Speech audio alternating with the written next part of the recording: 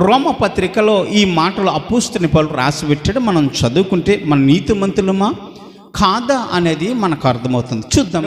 ఒక్కడును లేడు, అందరూ త్రోవ తప్పి ఏకముగా పనికి మాలిన వారైతారంటే ఏ పనికి పనికి రాకుండా పోయేటంటే వారు దేవుని పనికి అసలే పనికిరారు.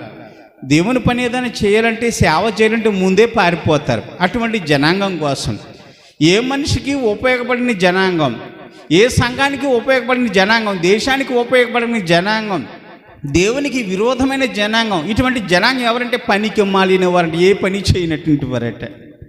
చాలామంది మన పిల్లలను కూడా తింటాం, రేపు పనికి మాలోడా ఏ పని చేయరా, నువ్వు ఎందుకు పనికి రావురా అని తిడతాం. ఎందుకు పనికిరాంటే దేనికి పనికిరాడు, ఒక తినడానికి మాత్రమే పని చేస్తాడు. ఒండి పెడితే తినడానికి పని చేస్తాడు, తిరగడానికి పని చేస్తాడు, ఇష్టం వచ్చినట్టు జీవించడానికి పని చేస్తాడు తప్ప కానీ మన ఇంట్లో కానీ, బయటికి కానీ, సమాజానికి కానీ, దేవునికి కానీ, ప్రపంచానికి